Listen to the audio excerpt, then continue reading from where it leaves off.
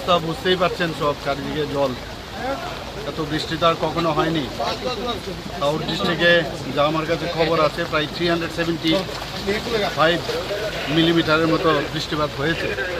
অন্য জায়গায়ও আমি যে শুনেছি প্রায় 250 এরকম 350। তো এরকম বৃষ্টি তো আর কখনো ত্রিপুরাতে মানে আমার জানা মতে হয়নি।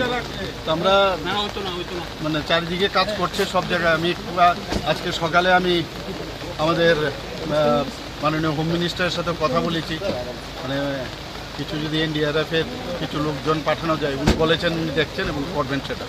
এবং এখান থেকে আমরা চিঠিও দিয়েছি। তো আশা করি সব দিকেই নজর আছে, সবাই কাজ করছে। ডিএমরাও সতর্ক, সব দিকে এসডিএম সতর্ক, সমস্ত অন্যান্য যারা আমাদের এসডিআরএফ থেকে আরম্ভ করে সবাই কাজ করছে। স্যার, গতকাল আপনি দিল্লি থেকে এসে সঙ্গে সঙ্গে পর্যালোচনা বৈঠকে বসেছেন এই বন্যা পরিস্থিতি নিয়ে।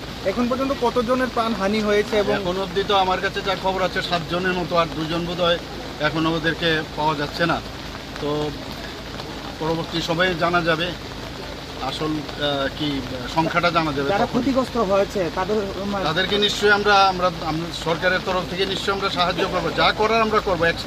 মানে এক্সট্রিম অব্দি আমরা যাব, যা সাহায্য করা। বহু জায়গায় দেখা যাচ্ছে এনিমেল আনতে পারা যাচ্ছে না, বা মানুষও ভোগান্তি হচ্ছে। এটা তো আপনারা বুঝতেই পারছেন কি ধরনের, এই ধরনের তো এটা মানে কি বলবো, এই ধরনের তো ঘটনা আর কখনো আগে হয়নি।